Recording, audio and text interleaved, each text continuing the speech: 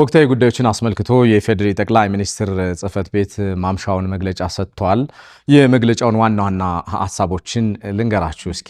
የመጀመሪያው ሰባተኛው ጠቅላላ ምርጫ ጉዳይ ነው። መግለጫው ይህ ምርጫ የኢትዮጵያ ታሪክ አዲስ ምዕራፍ ስለመሆኑ አስምሮበታል። ከ54 ሚሊዮን በላይ ዜጎች ተመዝግበው ድምጽ ሰጥተዋል። ይህም እንግዲህ በሀገራችን የምርጫ ታሪክ ታይቶ ተሰምቶ የማይታወቅ የዲሞክራሲ ተሳትፎ ስለመሆኑ ማስምሮበታል መግለጫው።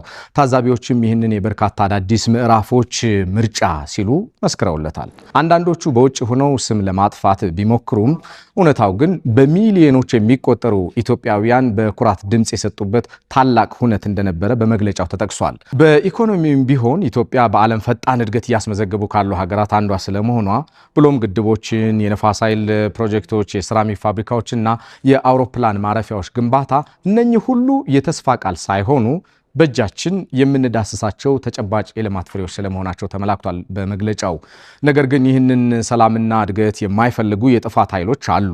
ሸኔና ጽንፈኛው ፋኖ ታጣቂ ቡድኖች ከውጭ ኃይሎች ጋር በመጠጋት ንጹሃንን በመግደል የሃይማኖትና የብሔር ግጭት በመቀስቀስ በአርሲና በሌሎችም አካባቢዎች በንጹሃን ላይ የፈጸሙት ጥቃት ፈጽሞ ይቅር የማይባል ወንጀል ስለመሆኑም አስገንዝቧል መግለጫው።